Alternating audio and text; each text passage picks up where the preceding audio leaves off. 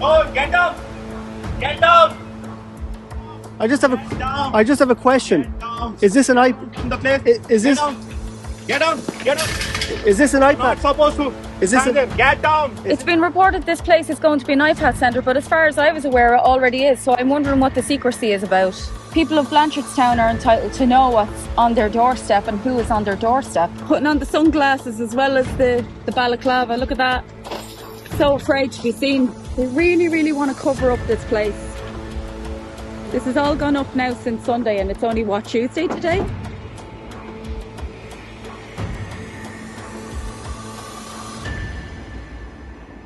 It was reported recently that a former school building in Blanchardstown is to be converted into IPAS accommodation. Now, we were very surprised when we heard this. Not surprised that they're converting school buildings into IPAS accommodation, but we were surprised because we were under the impression that this was converted to IPAS accommodation nearly 18 months ago. Isn't that right, Suzanne? Yeah, somebody made me aware of the fact that this was an IPAS Centre about 18 months ago or so, and we went in to have a look. And at the time, there was clearly men being housed there. The reason why people don't know where it is it's really sort of hidden away off the road. Yeah, just maybe let people know where exactly we're talking about here in Blanchardstown. So anybody who's familiar with Blanchardstown will know what I mean when I say the old hospital road. So that was the original entrance to the hospital before they built the bypass. So it's still an open road. There's houses and that down there, and you can get to the hospital.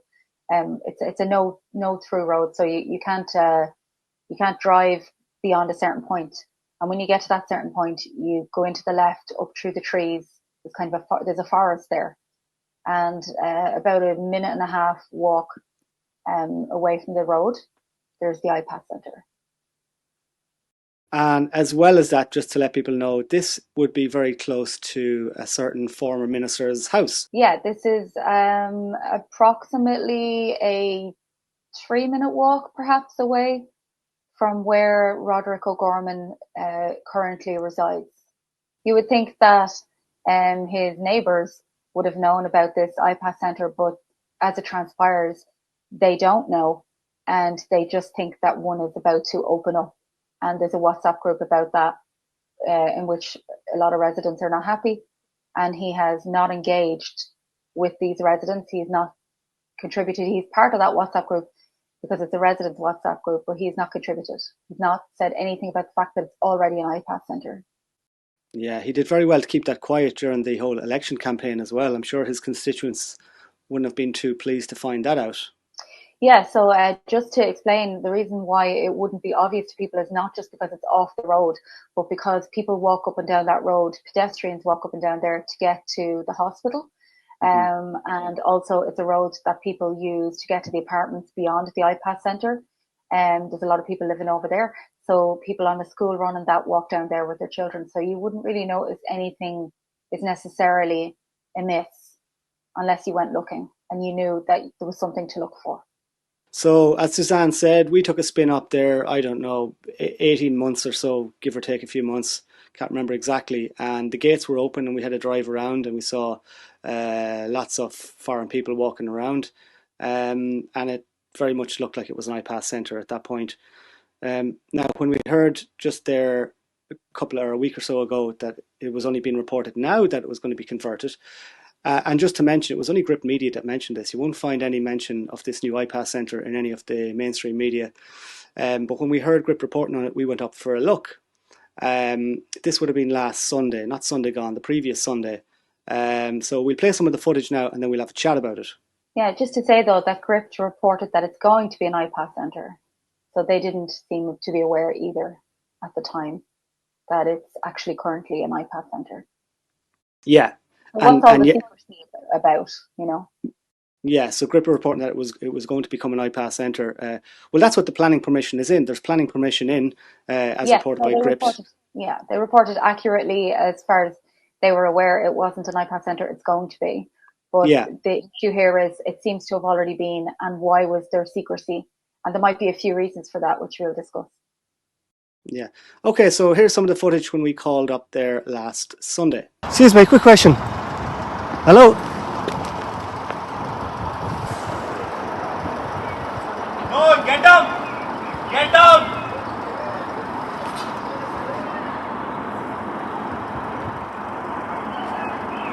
We're just wondering, is this? Get down. I just have Get down. I just have a question. Get down. Is this an Get I? down from the place. Is this? Get down. Get down. Get down. Is this an You're not IPAS? supposed to. Is this stand a- there. Get down. Is this? Out. Is this an IPAS Centre? I'm not supposed to say anything. I'm just security who opens the gate and close the gate. Please leave. But is it an IPAS accommodation? I don't know. Who lives here? Who lives here? Why is it so secretive up here? Yeah, you don't ask me. I don't know anything. I'm just security. I think you do know. No, please. I think you do know something. I don't know anything. I'm just security. We opens the gate and close the gate. That's it. And do you cover the gate with all the blankets? I don't know. I don't cover anything here.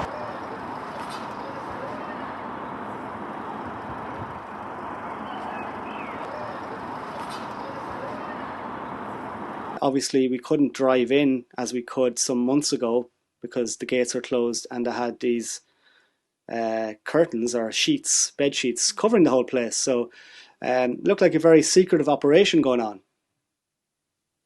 Yeah, so when we drove in there before, we could, just to be clear, we could drive straight through the gates into the courtyard of this, what used to be a school.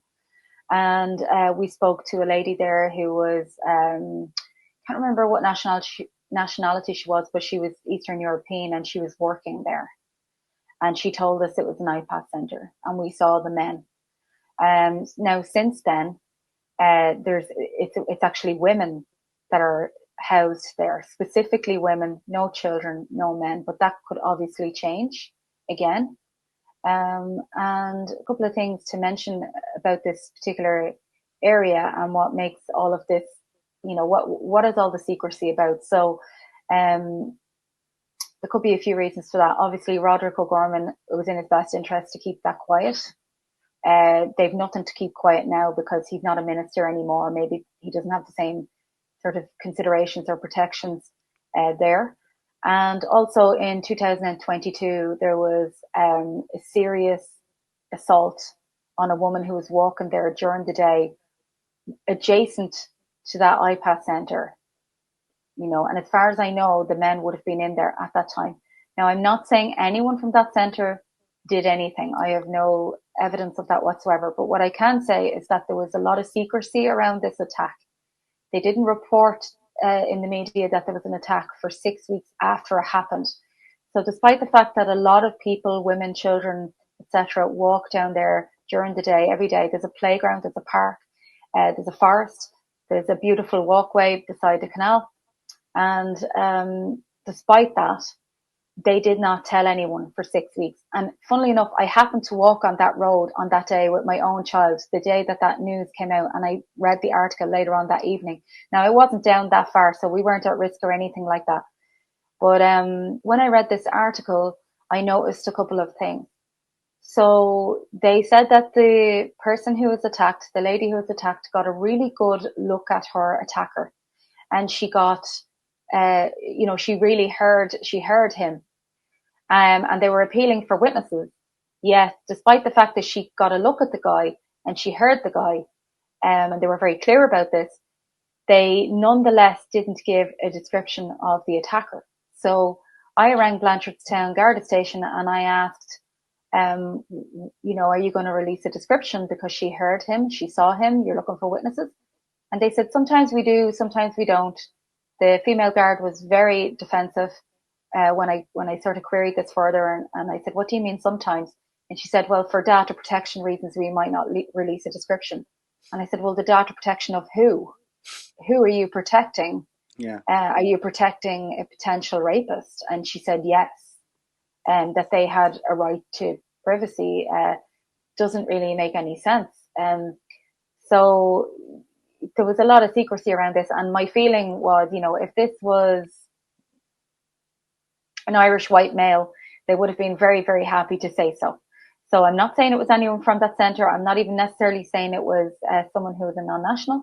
I'm just saying that there was a lot of secrecy around this attack, around the disclosure of the details, around all of that. And then again, when you put that together with the secrecy around the IPAS Centre itself, you've got to ask some questions. There's blanks there to be filled in. We don't know. So that was last Sunday, not Sunday gone, the previous Sunday. 2 days later, on the Tuesday, we took another spin up there. And you will see that this time they had removed all the bed sheets and they had replaced it with this, I don't know, what would it be, 10, 12 foot steel kind of gate where you can't see through it. Look at that. Straight away covered it up after we were there. Look at that. Yeah, someone coming out here now. There's a fella here. Oh, yeah. Stand the window a tiny bit. How's it going? Nothing. How are you? Put up the window a bit. Hello? How are you doing? Just wondering what's going on in here. We're just locals. No. You work here, do you? No. Well, you obviously do work here because we saw you working on the gates here.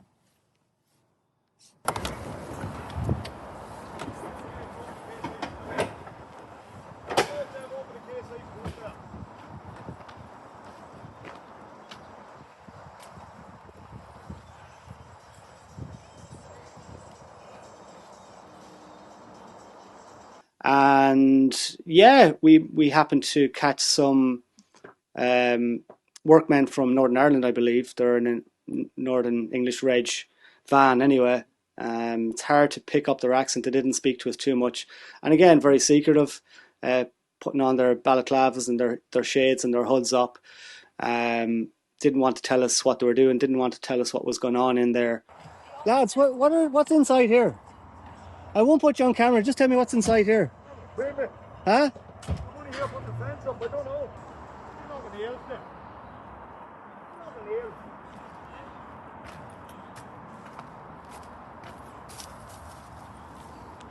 Are you from the north? Is that your van there? The English Rage, is that your van, is it?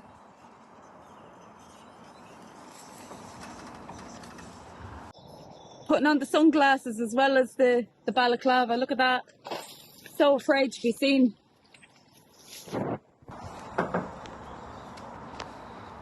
They really, really want to cover up this place.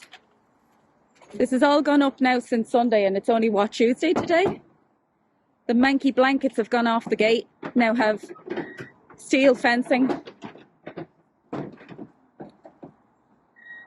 I imagine these men work for David Mooney, who we know is operating this IPAS Centre. I think one of them might have had a Dublin accent. I didn't hear the other one speaking, but I know, as you say, there was a non-Irish, or the reg was not a Republic of Ireland registration on the van. Mm-hmm. Very keen to completely cover their faces. I mean, sunglasses and kind of a balaclava type situation going on. Mm-hmm. The security in the centre was extremely aggressive. He was wearing a lanyard with ID on it. But how do we know exactly how checked these security staff are? Because it's been alleged a number of times by various people who work in security to me that the PSA, the authority, are not doing background checks beyond the history of the person living in this country. So if they've lived here for 5 years, they check the previous 5 years, but they can't check beyond that. Wherever the person has come from, they're not checking their background. So security staff can be anybody. And you might want to talk a little bit about this David Mooney guy and who owns this IPAS Centre and his background. Yeah, exactly. This David Mooney character. And just to give a bit of a shout out again to Gript Media and also to Nick Delahanty on Twitter, who have covered this individual in detail. So just to recap some of what's been reported about this man in the past, David Mooney. So he ran a strip club in Temple Bar called Bunnies. He had some involvement with the Continuity IRA, which at some point went astray and forced him into a witness protection programme. Mooney admitted in court that he had previously impersonated a guard to get car insurance. There was allegations made against him that he was a cocaine addict and that he had assaulted two of the dancers in the club. Now he denies both of these allegations, I should say. The former head of security at Bunny's strip club described Mooney as a balloon head, saying that he turned people's lives upside down. And as well as that, just to say, Mooney, he entered the witness protection programme back in 2003 and tried to sue the state in 2013 because they failed to protect him. But the case was thrown out in 2016 when the judge basically decided that Mooney lived too much of a playboy lifestyle and was not suited to witness protection. So that's a little bit about Mooney. So, I mean, you'd have to wonder, how did a guy like this, with that sort of a past, get involved in what it looks like he is involved in now? Because it is alleged now that this fella manages at least 10 IPAS centres around Ireland, housing around 4,000 asylum seekers. Some of these asylum centres will be quite well known, like, for example, Newtown Mount Kennedy, Kilbride Army Camp, St Bridget's Home in Crooksling, Dalkin House in Clondalkin, and Thornton Hall. He's supposedly managing all of these places, and bringing in serious money as well. 57 million, I believe. 57 million. 57 million. And just a little bit of background on that. So the IGO, again, this has been covered by Nick Delahanty and by Gript. But and as well as that, a lot of the people down in Newtown Mount Kennedy were on the ball with this early on as well. But the IGO Cafe Limited, this is a private limited company incorporated in October 2017. And it was initially just a small cafe in Sallynoggin. And it had two directors, which were Christina Andreas, who is Mooney's partner. Reputed to be, anyway. It's said that she is his partner, but there's no definitive evidence of that, but this is what people say. Yeah, that's what has been reported and talked about. And the second director in that cafe is Anne Murphy, and we don't know much about Anne Murphy. Some people have tried to dig into her. All that they can find out is that she is from the same town as Mooney is originally from. So is she a sister? Is she a friend? Don't know really who she is. So that's IGO Cafe Limited, the little coffee shop in Sallynoggin. Now, IGO Emergency Management Services. This is a registered business name under the IGO Cafe Limited, and it's used for managing asylum accommodation services. Now, it was formally registered as a business in September 11th, 9/11, 2023, but it actually began asylum-related activities in around June 2022, it's reported, and has made over 57 million euro coming from taxpayers' money. So there you go. David Mooney and his partner, and there's his businesses, and there's the money he's making, and it looks like he's behind this place in Blanchardstown as well. Yeah, there seems to be a habit with the state of giving these contracts to characters with a somewhat questionable or shady past. We've seen this with Mel Sutcliffe, and there's a couple of other people who perhaps we won't mention yet for legal reasons, but we know are seriously dodgy people. I also know there's a couple of well-known names in, who in the so-called far-right circle, and they're not far-right, but just to give an idea of the kind of people I'm talking about, who won't actually report on certain individuals because of fear of retaliation because they're dodgy. So why does the state do that? Why is the state giving these contracts to people who do not have a pristine past? And this David Mooney guy doesn't even have a good relationship with the state, because he tried to sue them, did he not? So it seems a little bit odd. But we'll return to maybe the IPAS Centre itself in Blanchardstown and talk a little bit more about that. Yeah, okay. Now, one thing I wanted to mention actually was something that happened on Twitter just a couple of days ago. Some anonymous account on Twitter commented that myself and Suzanne were down outside the centre on the day that we were, and we were harassing some of the women that were staying at the IPAS Centre, which is completely false. That never happened whatsoever. We would never do that.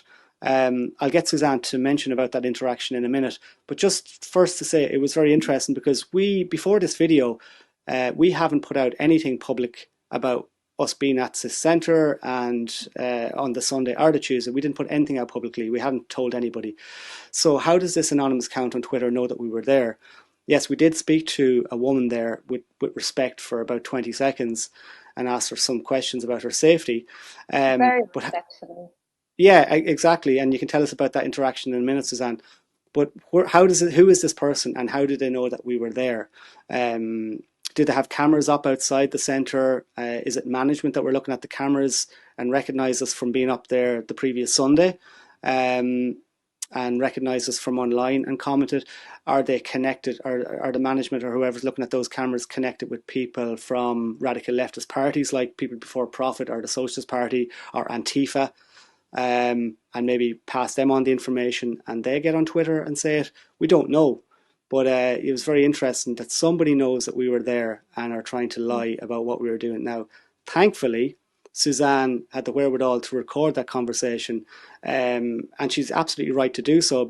In just a case like this arising, it's to protect herself, because anybody could say you did anything. So it's great to have the proof there, and we'll play that in a few minutes. But Suzanne, just give us a bit of context and tell us about that interaction with that lady.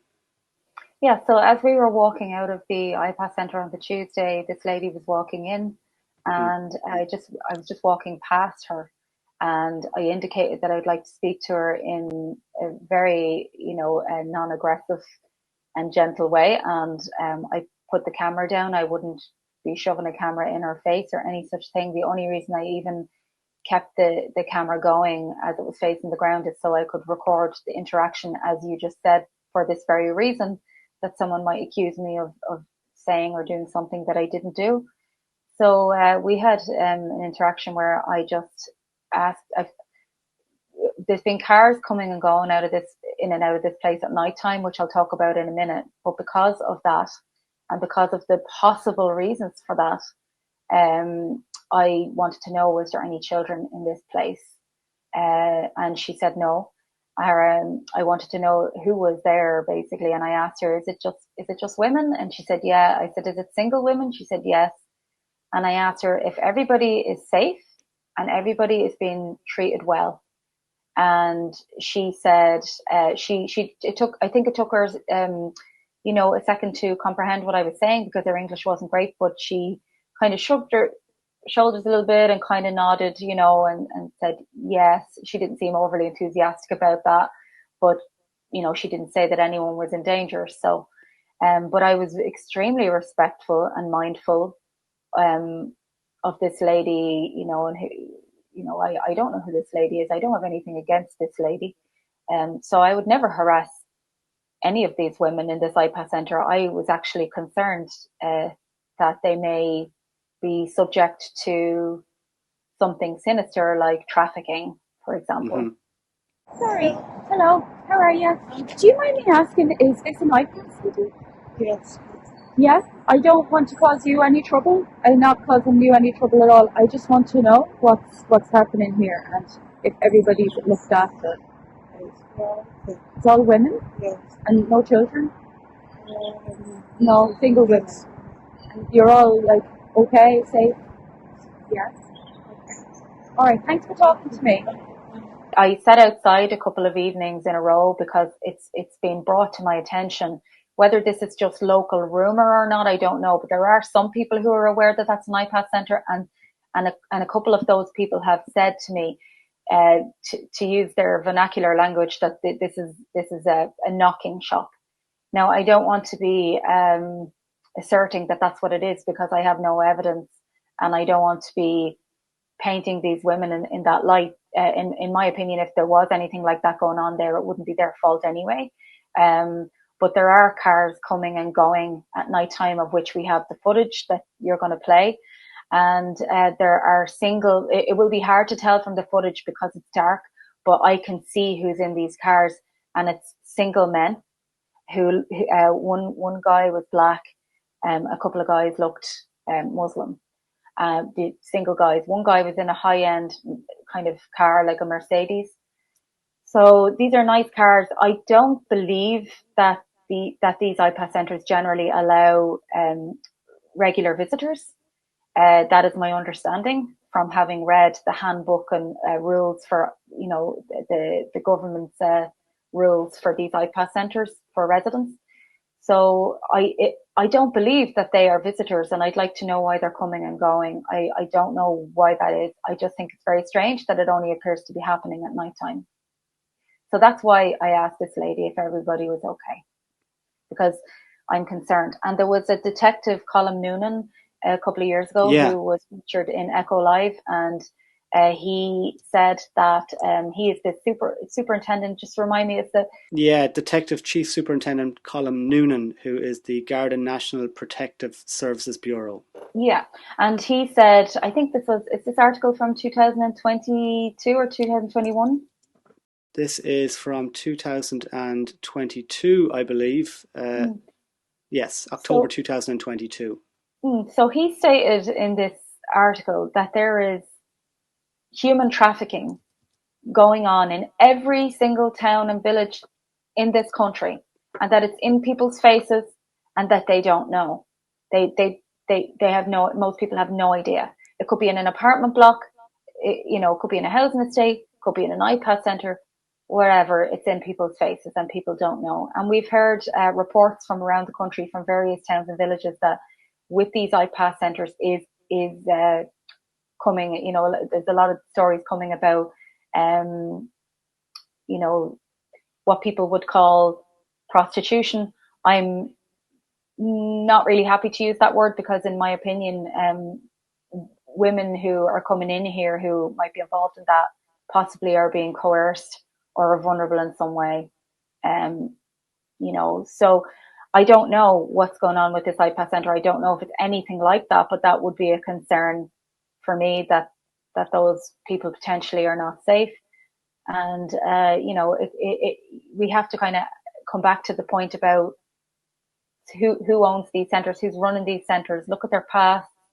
I'm not saying for 1 minute that David Mooney is involved in anything like that, but, a history of strip clubs and witness protection and all of these things, we just don't really know what could actually be going on here. And there's a few worrying signs. There sure is, and I would be very concerned about prostitution taking place in IPAS centres. I mean, here in Brafey, where I live, little village outside Castlebar, I've heard three separate incidents of prostitution taking place in and around Brafey House, the Woods Hotel, the IPAS centre there. So, and there's children staying in that one, so that's worrying, because we know there's children going missing. We know they're migrant children. We know that for whatever reason, the state broadcaster and other mainstream media do not want to cover this in the way that it deserves to be covered. And the so-called far right are the only ones who are actually concerned about these children and these missing migrant children. Where are they? You can be guaranteed that there is child sex trafficking going on up and down this country. And open borders, if you're for open borders, then as far as I'm concerned, you support child sex trafficking, because there is not enough checks and balances in place to ensure that the people who are bringing children in here that's their children. As we know, there was a 14-year-old African girl who arrived here and was put into unregulated state care by TUSLA. Unregulated state care is when private companies are enlisted to provide quote unquote care for extremely vulnerable children. But it's kind of the same setup as the IPAS centres. Basically, it's a money making racket for these private companies, and they're not providing the care that is necessary. We know that from one of the recent cases that was up in court there, involving an African pastor who was paid 10 million by TUSLA to provide one of these care facilities, and it turned out they were falsifying criminal background checks, for which they didn't really receive any punishment at all. And this 14-year-old girl, anyway, she was taken from this unregulated care 1 hour after she arrived, and a year later she was found in a brothel. So yeah, it's horrendous, really. Look, we've been going on for a while. We might wrap this up. Yeah. The reason we did this, reason we planned to do this video, as I said at the start, is because we heard that there was a planning application in to convert an old school building into IPAS accommodation, and yet we were sure we were there and we saw it as IPAS accommodation 18 months prior. Just to mention, it's going to be extended as well. There's an extension going to be put onto it, so yes. There's going to be more people put in there. That's right. So the question is, before Mooney had taken over this place, who was in charge of it then, and how was it managing to operate as an IPAS centre then? Why are they only officially going looking for permission to change its use now? And I've seen this in Castlebar as well.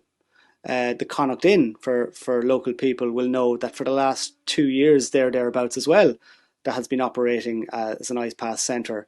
But yet only in the last couple of weeks or maybe month or two at this stage, we saw planning permission going into Mayo County Council looking to convert it into IPAS accommodation. So what the hell is going on? Let us know in the comments. Is this something that's happening around the country in other places, if you've heard of it? Places that are visibly operating as IPAS centres and now going officially looking for planning permission to convert it. So is this something you've heard about in your area? Do let us know, please. Can I make a final point on that? You're asking why that might happen.